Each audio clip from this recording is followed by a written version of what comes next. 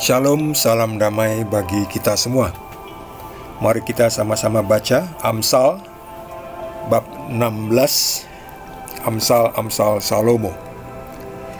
Manusia dapat menimbang-nimbang dalam hati, tetapi jawaban lidah berasal daripada Tuhan. Segala jalan orang adalah bersih menurut pandangannya sendiri, tetapi Tuhanlah yang menguji hati. Serahkanlah perbuatanmu kepada Tuhan, maka terlaksanalah segala rencanamu. Tuhan membuat segala sesuatu untuk tujuannya masing-masing. Bahkan orang fasik dibuatnya untuk hari malapetaka. Setiap orang yang tinggi hati adalah kekejian bagi Tuhan. Sungguh, ia tidak akan luput dari hukuman. Dengan kasih dan kesetiaan, kesalahan diampuni. Karena takut akan Tuhan, orang menjauhi kejahatan. Jikalau Tuhan berkenan kepada jalan seseorang, maka musuh orang itu pun didamaikannya dengan dia. Lebih baik penghasilan sedikit disertai kebenaran daripada penghasilan banyak tanpa keadilan. Hati manusia memikir-mikirkan jalannya, tetapi Tuhanlah yang menentukan arah langkahnya. Keputusan dari Allah ada di bibir raja, kalau ia mengadili mulutnya tidak berbuat salah. Timbangan dan neraca yang betul adalah kepunyaan Tuhan. Segala batu timbangan di dalam pundi-pundi adalah buatannya. Melakukan kefasikan adalah kekejian bagi raja, karena tahta menjadi kokoh oleh kebenaran.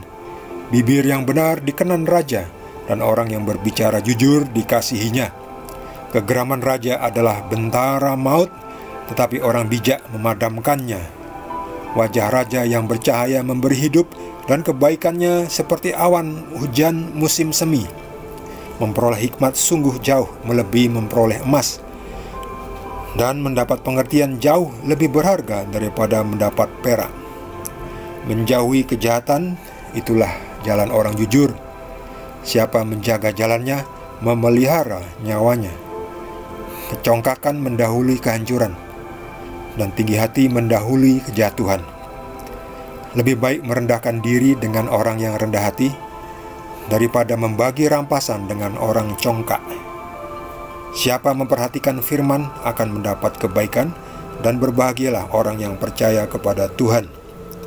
Orang yang bijak hati disebut berpengertian, dan berbicara manis lebih dapat meyakinkan. Akal budi adalah sumber kehidupan bagi yang mempunyainya, tetapi siksaan bagi orang bodoh ialah kebodohannya. Hati orang bijak menjadi mulutnya berakal budi. Hati orang bijak menjadikan mulutnya berakal budi, dan menjadikan bibirnya lebih dapat meyakinkan. Perkataan yang menyenangkan adalah seperti sarang madu, manis bagi hati dan obat bagi tulang-tulang. Ada jalan yang disangka lurus, tetapi ujungnya menuju maut. Rasa lapar bekerja untuk seorang pekerja, karena mulutnya memaksa dia. Orang yang tidak berguna menggali lubang kejahatan, dan pada bibirnya seolah-olah ada api yang menghanguskan. Orang yang curang menimbulkan pertengkaran, dan seorang pemfitnah menceraikan sahabat yang karib. Orang yang menggunakan kekerasan menyesatkan sesamanya, dan membawa dia di jalan yang tidak baik. Siapa memejamkan matanya, merencanakan tipu muslihat. Siapa mengatupkan bibirnya, sudah melakukan kejahatan. Rambut putih adalah mahkota yang indah, yang didapat pada jalan kebenaran. Orang yang sabar melebihi seorang pahlawan. Orang yang menguasai dirinya melebihi orang yang merebut kota. Undi dibuang di pangkuan, tetapi setiap keputusannya berasal daripada Tuhan. Demikian Amsal Salomo.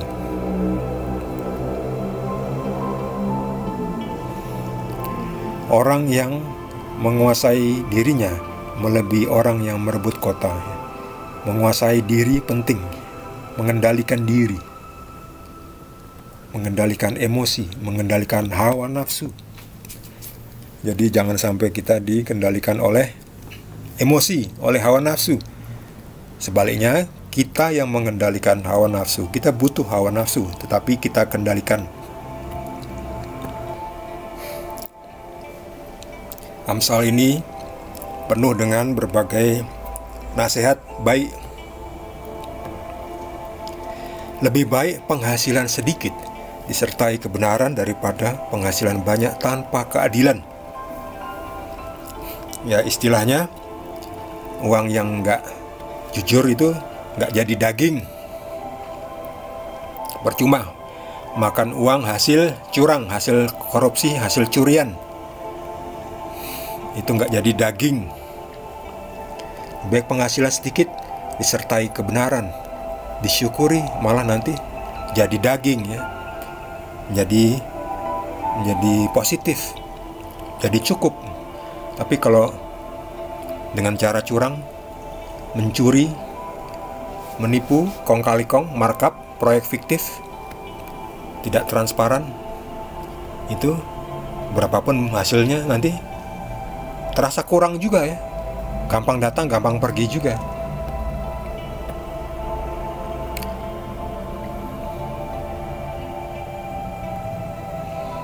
Ada jalan yang disangka lurus, tetapi ujungnya menuju maut. Ya, sekarang ini orang kan mengklaim sudah menemukan jalan lurus ya. Tapi ternyata tidak, ternyata ujungnya menuju maut.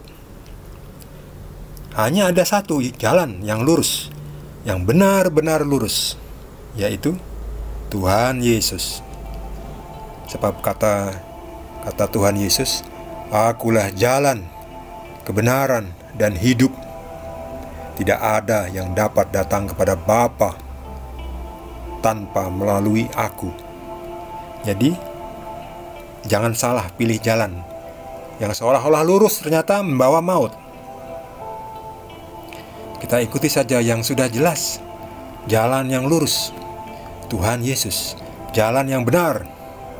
Akulah jalan kebenaran, ya, jalan kebenaran, benar-benar ya, menuju hidup, bukan menuju maut. Akulah jalan kebenaran dan hidup, ya, menuju hidup, bukan maut. Karena yang jalan lurus itu hanya jalan Yesus. Yang lainnya nggak jelas. Jadi hati-hati menyangka jalan lurus tetapi ujungnya maut.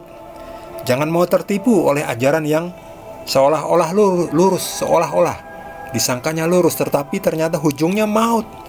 Lalu bagaimana dong kita tahu kalau ujungnya maut? Ya dari hasilnya, dari perbuatannya, dari buah-buahnya ya.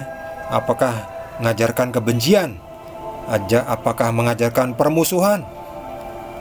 Apakah mengajarkan kehancuran, pembunuhan? Ya, tinggalkan semua ajaran-ajaran itu, karena ajaran-ajaran itu menuju maut. Tinggalkan, hanya satu jalan yang lurus, Tuhan Yesus.